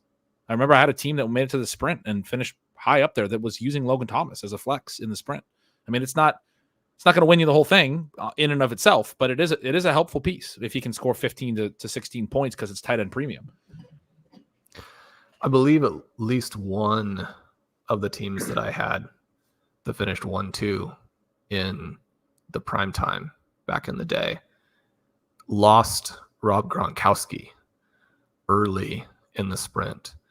And when that happens, you're thinking to yourself, okay, I'm done. Yeah. But that's where your whole lineup comes into play. You've got to be able to figure out how to get out there and score points. The big money is going to be won by teams that have these absurd scores where you get some, 30-point games, maybe a 40-point game, maybe a 50-point game. You stack a number of those, but it could still be that 7 points. In Johnson's case, it could be the 15 points. One of the things with him is that he actually has got quite a few spike weeks over the last 2 years. If Kyle Pitts is not playing for us and we're in the mix at the end and you get some of those spike weeks at the right time, then yeah, I mean, even though again, it's not my favorite selection, even from a big upside perspective, I could see how it would be the pick that made the difference. There you go. Having said that, the other pick that you would have probably loved to take that could have made the difference just went, and that's your guy, Will Shipley. I was kind of hoping maybe he'd swing all the way back around. There's a drafter there in the 10 hole that had taken Tyrone Tracy, took J.K. Dobbins, took Chase Brown earlier, a Garrett Wilson, Trey McBride start that took the falling Andrews value, but has otherwise drafted a pretty stealing bananas-esque team. Took a Jaden Daniels, has Tank and Roma Dunze, took another Keon Coleman, rookie receiver. It's titled Single Bullet. I wonder if this is a listener or somebody who knows at least of our type of work or thinking, or somebody in our ecosystem.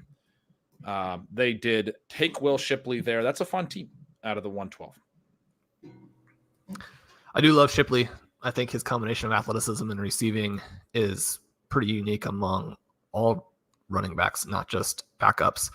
I think he's another guy who probably fits into that group where, you're looking to pick him up off waivers in week 4, week 5. The Vital one is interesting to me because I think that he will be back on waivers. I think that we will be picking him up, but for our own teams, I don't want to not have him on the roster when he hits. And if you just keep him, right, and at least look at him for a while, then when he does hit, you don't have to burn 500 to get him, which once he's a pickup, if he becomes a clear pickup, you may not be able to afford him at that point if you've already made a different big splash in the first couple of weeks. So, yeah, I mean, basically, I see both sides of that vital thesis where, for me, I like him enough. One of the things with him is that if he had worn a different jersey in college, he would have been viewed, like a Mark Ingram. And But again, the problem is that because you didn't wear that jersey, you're not viewed that way, and your team didn't draft you that way, and now they don't feel pressure to play you. Yeah. Right? The team isn't under pressure, and so they can slow play it. Yeah, I get that, but I still, I think if you're going to bet on someone to overcome those circumstances, and one of the cases about the vital thing that I've talked a lot about is even though he was a 6th round pick, like we have, when I mentioned Kyron Williams, I made a point to mention obviously that he was a day 3 back as well. A lot of them have been year 2 guys, but you go back to really Myles Gaskin as a round 7 pick who didn't do much in year 1 and then ended up basically being the lead back in year 2. Basically, since that season, we've seen a lot of these day 3 backs in year 1 or year 2 get more volume than they ever did prior. I mean, it was sort of unprecedented, and now more running backs go later anyway, and so that tends to happen a lot more. Shawn, I do want to give a quick report before we're back up. Ja'Marr Chase, full uniform, heading out to practice, walking out with T. Higgins about a half hour ago, all over the timeline. He is at least practicing. He is not signed, but he's practicing. It's the first practice of week 1, as one of these reports said. Here for the first practice of the game week. So, what a hard worker. Feels like a non-issue to me. We are back up. I think there's a lot of options here, and I'm open to all of them. The guy you have at the top of the queue or the guy that's in second in the queue are both very fine picks for me. If you want to take another receiver, I mean, I also, all the other guys in the queue are fine picks to me. I added, the chat just asked, do we look at Cousins? I added Cousins to the queue. There's 2 QBs at the turn. I should have said that before you took Leggett there. Xavier Leggett goes. That if we were going to take Cousins, we instead of trying to get both, you might have been thinking ADP, that maybe we essentially there's another receiver that we were considering, and often, Shawn, you will just take the one with the higher ADP. If you're thinking both, I didn't mention that I'm thinking maybe a QB. If you want to just take both the receivers, that's fine. But do you think Cousins fits here with the Pitts play? I guess not. I mean, we're kind of locked into Kyler, the idea that we're going to need to play Murray for a while. Some of these late QBs are going to get cut, even if they play pretty well. Yeah, because people just have to have cuts in order to get the guys who do flash.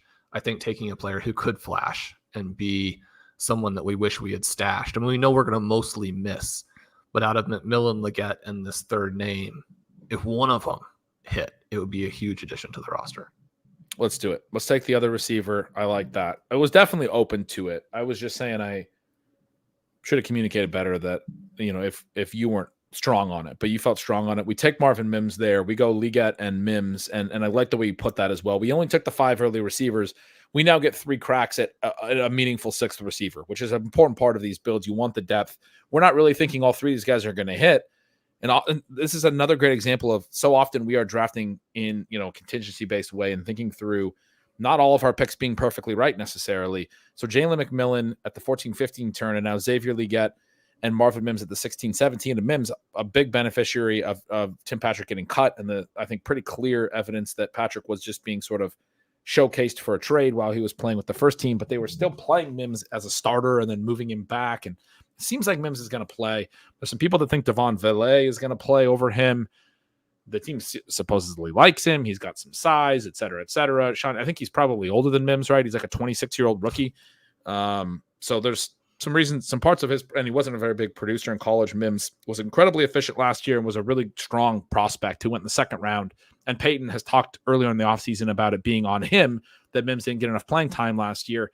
I do think we can, there's another one of those like Vidal where we can circle back around a little bit and be like, if we look at the whole body of evidence, pretty decent chance that Marvin Mims actually playing a pretty big role now, because it seems like Troy Patrick, did I say his name right? Troy Patrick is maybe a little bit more on the Tim Patrick. I was putting names together. Troy Franklin is a little bit on the outside, Get 2 first names. How do you remember? Troy Franklin, Tim Patrick. There's so many first names here. Those guys, especially when combined, are a problem. It's Franklin Patrick is a legitimate name, if you ask me. Marvin Mims looks like he's going to be ahead of Troy Franklin, who does appear. There's some beats that are saying it's going to be a redshirt season for him. At any rate, Mims is a good bet now at 1702 for sure. And I agree with you that he was a better swing there than a QB2 that we don't need to prioritize. So McMillan, Leggett, and Mims give us 3 shots to support the early 5 receivers of Lamb, Neighbors, Devonta Smith, Diggs, and JSN. Maybe we get 2 good ones out of that group and we have 7 strong ones. Also, we're very likely cutting at least one of these guys. We're not going to just hold them all season and have them roster clog. I'm not saying likely cutting them after week 1, but certainly by week 8 or something, we're not going to probably still be rostering all 3 of these guys unless meaningful positive things have happened for all 3 of them. It's a sort of a cluster strategy, right? And I don't think we maybe sometimes talk through this stuff enough, Shawn, but that's what you were saying when you were talking about having the 3 and how one of them hitting could be really helpful for this build. We don't feel like we need to do the running backs in 14, 15, 16, 17 because we did come through that 7 to 13 round range so well with the running backs. 4 really strong rookies. I love this team. This is another one of those teams where the parts are coming together. I know we always say that because we're drafting the teams, but there's intent behind it. And I'm trying to explain. You should like your team. If you don't like your team, put your board together differently and draft your guys and like it. Do things differently. There's a lot of intent behind what we're doing when we take these early receivers and then we don't actually get that 6th. We're thinking, okay, back in the mind, we want to be able to support that with some late interesting names. We've talked before that when you do the late names, you want young players that can have breakouts upside. You don't want to be taking the roster clogging veterans that like Demarcus Robinson that are they're going to run routes, but they're not going to actually ever crack a lineup that has these top 5 receivers. You want big swings. And we're thinking that in the back of our mind after round 6 when we go to Javonte and we still don't take another receiver at 8-9 and we're through the receiver window. Addison doesn't come back to us. This is something that we need to accomplish in this build now, and we accomplish it. Same thing with the Javonte and Spears pick. We're thinking, okay, that allows us the ability to do some of this rookie stuff, and we accomplish that part of the running back build in a way that I mentioned these 4 being guys that I really, really like. You do a late round quarterback type of thing. You wind up getting a value in a flat area with Kyler Murray. You do the Pitts thing, and you even know that there's a little bit of concern about some health with the hamstring, but you get a guy that you really like, I really like, in Juwan Johnson as a support second tight end late. There's intent behind everything that we are doing in our builds, and in this one, it all comes together so well that I don't know how you can say anything other than I really like this build. I mean, I really like the way that this team comes together, even though obviously it's a team that I got to make decisions on.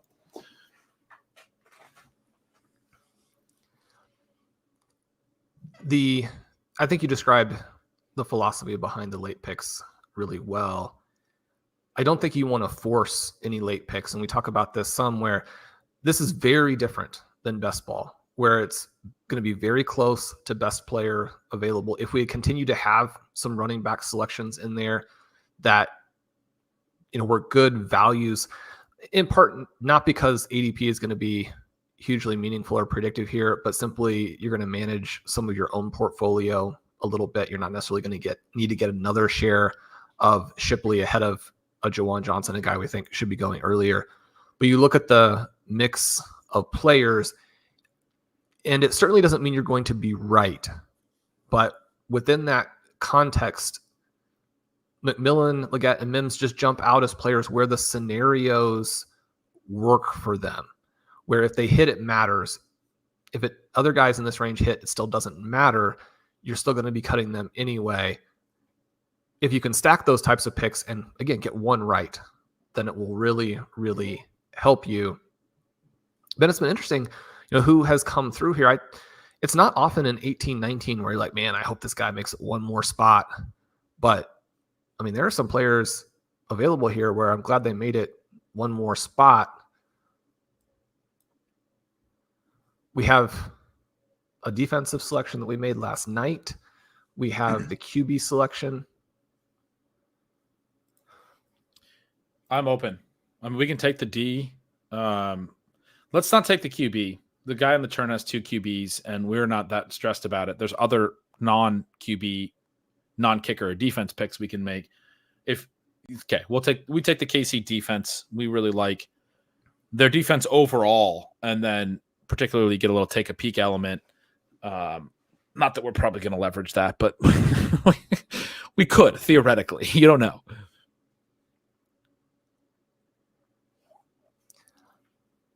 I'm open to the guys you have in the queue, or whatever direction you want to go. I notice you notably don't have this guy in the queue that I just added.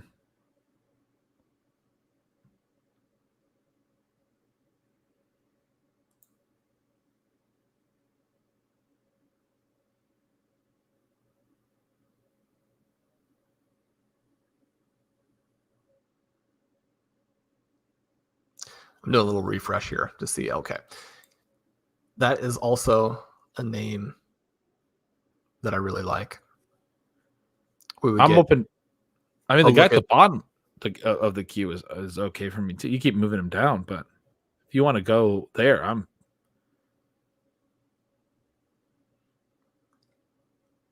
Do you want to take a kicker? Push all this? I mean, I don't know that we'll get any of them back, so I kind of feel like we should push the kicker. But we could just... Should we just take our guy? Our kicker? We lost out on him yesterday. Yeah, let's take him. Okay. The kicker of the 2024 season, Braden Narvison, the Green Bay Packers. We went ahead and took him at 1902. Got to lock him in as the kicker 6 in this draft. Really putting our stamp on the draft. Making a bold, it's get your guys season, Shawn. You got to go out and get your guys. You got to go out and get Braden Narvison at kicker 6. I've put in a few free agent pickups for him as well. That's right. Let's do it. Ben, do you have all your waivers set? Do you have a good feel for what needs to be accomplished today? Absolutely. Couldn't be further from prepared for that. But, well, I mean, that's not true because over at Ship Chasing, we have the awesome Stephanie Miller helping us out with waivers. So I'm unprepared, but some of the teams do have a guardian angel. And then in our teams, you're obviously paying attention because you just mentioned that you put some claims in for Narvison. I need to circle through at some point today. What time do we clear tonight? At is it 7 our time? 10 Eastern? 10 Is Eastern. that right?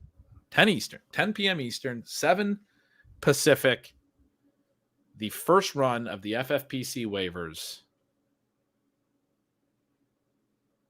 The big addition people are going to be putting in some bids on is a guy Shawn wouldn't let me take in the 20th round because he wanted to draft Royce Freeman. How did that come back up?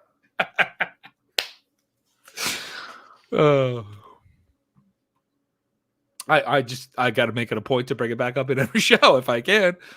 I mean, you can't be putting yourself in a position where you've got to burn that week 3 money on Vital because you'll have already burned it to pick up the mistakes you already made. I love it.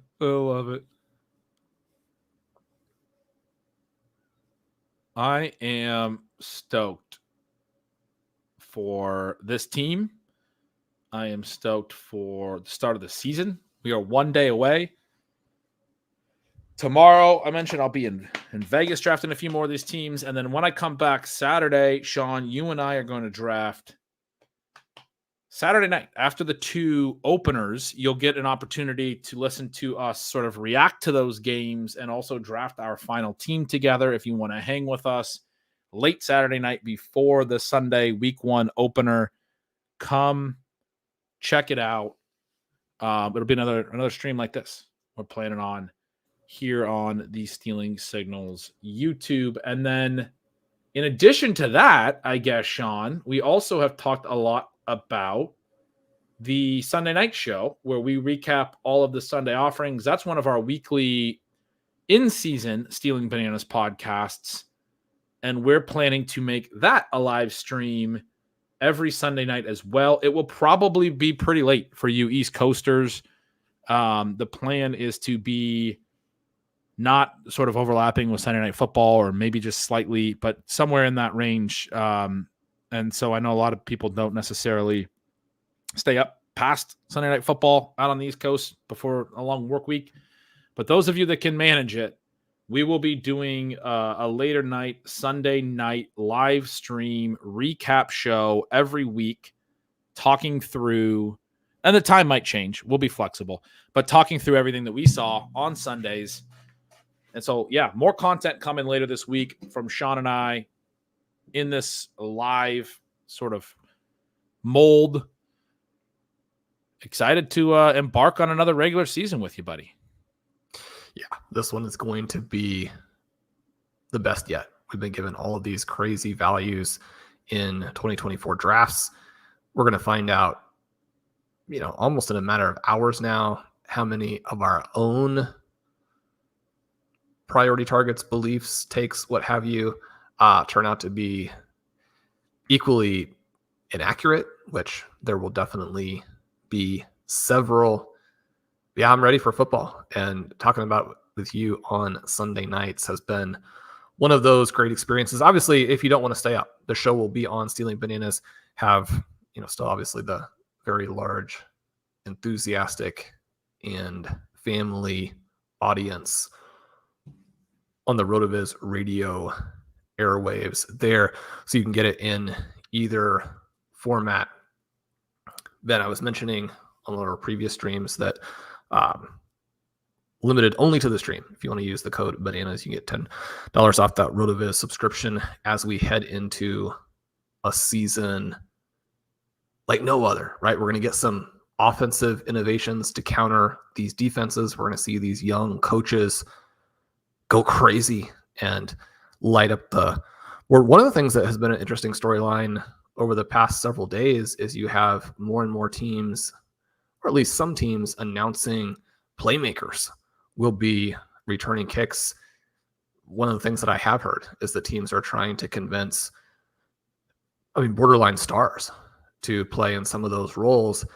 It's a possibility that a guy who's going to return kicks not going to be out there on that next possession, then you end up losing some of that drive. Maybe they stick with the other player you put in.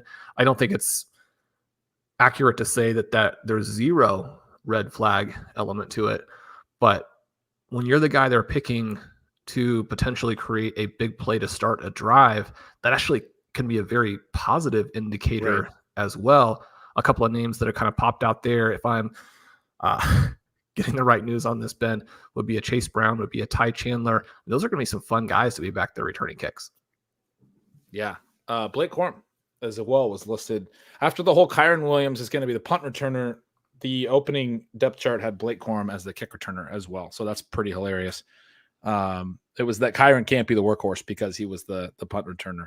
And he's just going to fair catch. Blake Corum's going to be returning if if that's the role he's actually in. We're back up here for our final pick. I must have closed the queue already. Oh no, here it is. I found it. Who do you want to take? Ben, we've got Kirk Cousins, Jatavian Sanders. You can always stash a Dalvin Cook play off of the fact that the Cowboys are going to have a pretty muddled committee in week one. We've got 10 seconds. Close us out here. Jatavian Sanders. You really like him. Maybe the Panthers will look good in week one. Maybe his role will be solid in week one. Cousins going undrafted means that we could have a shot to pick him up if we wanted to at some point. I liked your point about not needing a second QB. The Dalvin Cook thing would have been also an interesting one there, but you had to put a couple tight ends in the build, and I think not being as sold on Juwan Johnson, getting us a rookie. You can carry 3 tight ends in tight end premium. I think it's a fun balance to have what I think Juwan Johnson is and your type of preferred late round tight end in the Jatavian Sanders. That guy looked good in the preseason. He's big and athletic. Again, his numbers trumped in some key areas the superstars from the Texas wide receiver depth chart last year. I think, again, it's the 2011 extremely wide range of outcomes. One of the things that I've noted is that the Dallas Cowboys drafted a tight end who's extremely athletic and doesn't play, mostly because of injuries. And they've got a guy who's not athletic, who is now going in the 5th round. We have here 2 really fun plays. Theo Johnson, somebody else I did have in the queue. Even today, his teammates raving about him. But I mean, Sanders was the guy who's good. I think that it could be anything from him jumping out instantly to him not having a role. And you, again, as the 2011, you can cut him. I think it's also kind of fun to have both him and Leggett on the same team, where one of those 2 guys, if they could emerge as the complement, hopefully to Deontay Johnson with some of the other mix of teams that we have drafted, if Bryce Young looks good, or if one of those 2 guys ends up being the number 2, then we have a chance to make that work by having both shots at it in this offense. Yeah, and I think probably more so than others, I think Bryce Young's going to look competent this year. I think that the offense, the situation was really, really negative for him. He didn't look good. But I do think this is a guy who's highly competitive. He was the number 1 overall pick. He's going into year 2. Lot to prove. Their whole focus is to make him look solid. I think he'll look sort of league average, or maybe slightly below average, but not. I didn't get the impression last year that he's like Zach Wilson, for example, like that type of a bust. Even though he wasn't good necessarily, I do think there's enough talent there that he can be a high floor type of quarterback, maybe in the whatever Derek Carr-ish mold as far as like being able to be competent. Anyway, we'll see if that's the case though, and Dave Canales is able to get this offense moving in a positive direction. You'd expect one of Leggett, or it's Leggett, I'm still getting the pronunciations right, or Jatavian Sanders, I think, to be important second pieces, if not both of them potentially, if it's actually a big step forward. The final build, Sean, we go Kyler Murray as the solo QB. We finished with just those 6 running backs we took in the 7-round range: Javonte Williams, Tyjae Spears, Jalen Wright, Bucky Irving, Marshawn Lloyd, Kamani Vidal. Did not take a running back in the first 6 rounds, did not take one in the final 7 rounds, just that middle block of running backs. Wide receivers: CeeDee Lamb, Malik Neighbors, Devonta Smith, Stephon Diggs, Jackson Smith and Jigba, Jalen McMillan, Xavier Leggett, and Marvin Mims. And our tight ends are Kyle Pitts, Juwan Johnson, Jatavian Sanders. We got the Kansas City defense, obviously the best defense you should be targeting in all these drafts. We got the kicker of 2024, Braden Narvison. I mean, stylistically, it's one of the most fun drafts you'll ever have, because we have the first 6 rounds, we only took receivers and tight ends. And then the next 7, we only took a QB and running backs. And then the final 8, we only took receivers and tight ends, as well as our defense and our kicker. I just think that's really funny. I also think that all of the builds, all the positional builds are really strong, in the sense that what I just said makes sense, where we waited on running back. So we hammered it in those middle rounds and got a lot of really good options. And we hit a QB in that QB window. And then at both receiver and tight end, because we hit them early, we just supported that with late picks that we really like. Each of the positional builds works. This draft really came together nicely for me, Sean. I'm really excited about this one. Yeah, I mean, you want to execute out of the 102. That's one of the sort of foundational principles we have. If you get the 8, the 9, the 10, certainly down there at the 12, you have to be willing to make some creative picks, make some freewheeling picks. Here, you got to create this balance, right? Because you don't want to blow the 102, but you also don't want to get so conservative that you ruin it by not having the guts to take chances. So I think that a lot of people are going to, again, question the early tight end decision. I think that that's fine. When you look at the group of Pitts, Andrews, Kittle, and Ingram, I think that those 4 guys are very similar in terms of what they can give you. They're different stylistically. They need different things to happen in order to hit their ceilings. With Pitts and Ingram, you have the potential for just a massive number of targets and receptions.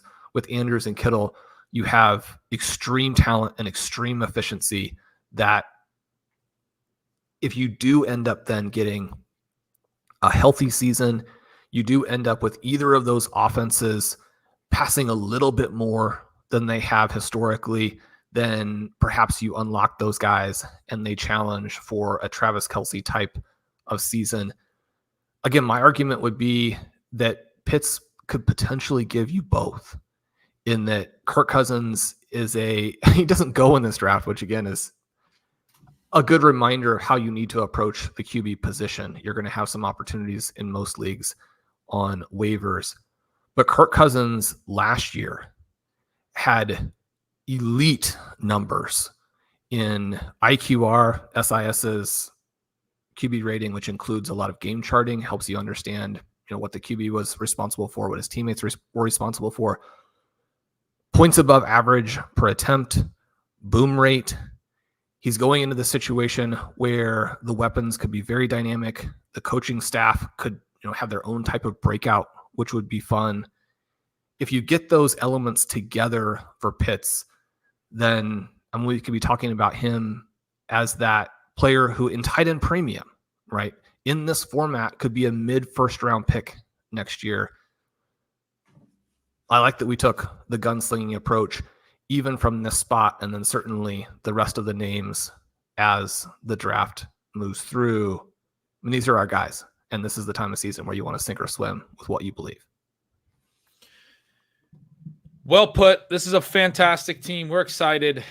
We will be back Saturday night with one last draft, Sunday night with a recap of week 1 on Sunday each week. Go subscribe to the channel, set notifications so you can be reminded of all of these fun streams. Obviously, go follow, leave us a rating and review for Stealing Bananas on all your podcast providers at Apple and Spotify and all the places. This was a blast. Shawn, any last thoughts? Yeah, thanks to everybody who showed up. Good luck in your own drafts. We are rooting for you. Obviously, as a team, the Stealing Bananas community has a better chance to take down the $1 million than you or I do. I hope somebody sharing this draft with us today wins the whole tournament. Love that positivity and mentality. I will be headed to Vegas tomorrow. I mentioned this. See, Katie said see you in Vegas. I mentioned this earlier.